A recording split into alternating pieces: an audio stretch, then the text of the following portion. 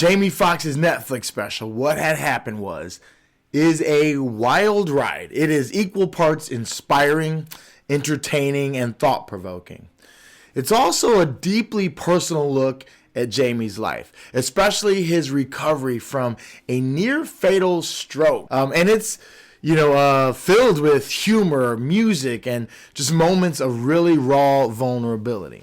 But while it shines in some areas, it leaves you wrestling with some others. So today, we're going to take a biblical look at this and really see what we can think about this, how we should engage with this as Christians on the Pastor Fury YouTube channel.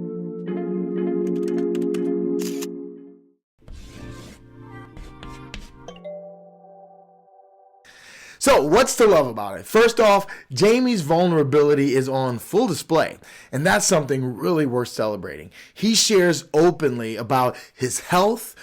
He shares about that scare that he had there and how it shaped him. And it's rare to see someone so accomplished really pull back the curtain and let people in on their struggles. For me, it felt like a living testimony of God's grace. How even in our weakest moments, like we see in 2 Corinthians 12, verse 9, God's strength truly shines through. Now, Jamie, he also highlights the importance of community and support, giving a lot of heartfelt thanks to his sister, his daughter, and caregivers. That really hit home for me, and it's a powerful reminder of how much we need each other, especially in tough times. It brought to mind Galatians 6:2, where it says, carry each other's burdens, and in this way you will fulfill the law of Christ.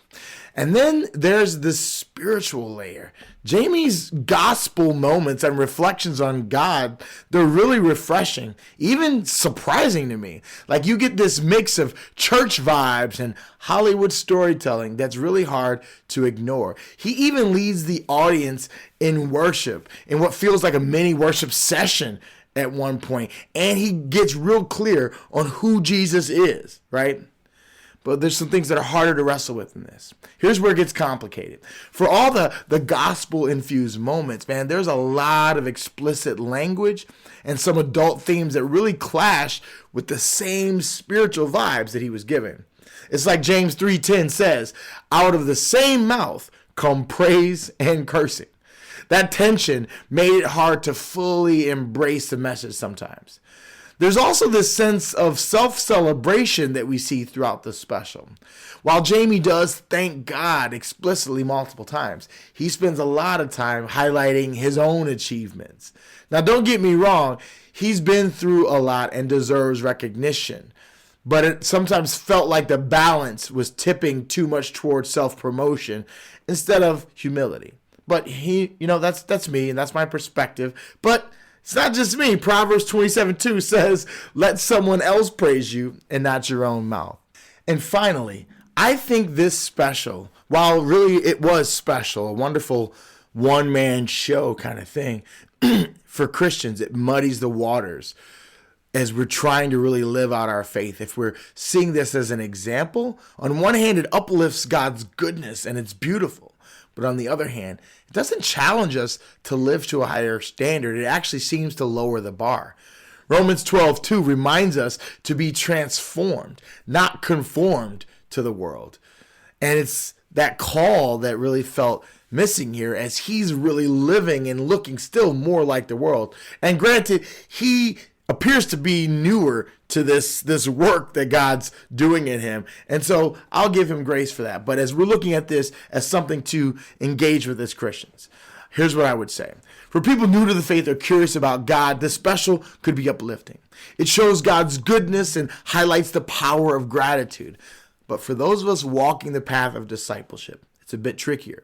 It invites us to wrestle with what it means to integrate faith into our work without diluting it. At the end of the day, what had happened was it's a mix of holy and irreverent. It celebrates Jamie's journey and God's role in it, but it also challenges us to think critically about the messages we absorb. So now I've said my piece. What do you think?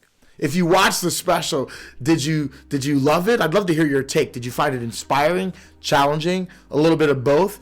Drop your thoughts in the comments and let's talk about it. And hey, if you haven't seen it, this isn't necessarily a glowing recommendation to rush to Netflix and watch it. But I think there could be value in it just because it's something that the culture's engaging with.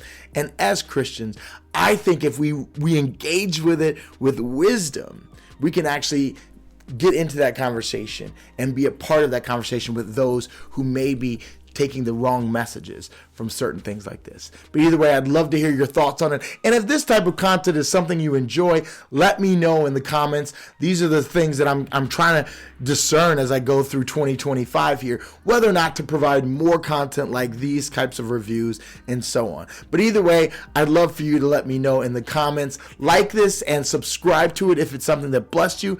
And I'll see you back here next time on the Pastor Fear YouTube. Be blessed, be a blessing, and keep creating for God's glory.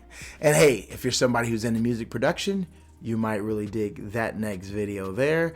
But if you really want to hear the most recent thing that God inspired me from his word, you should check out that video there. Either way, we'll see you next time.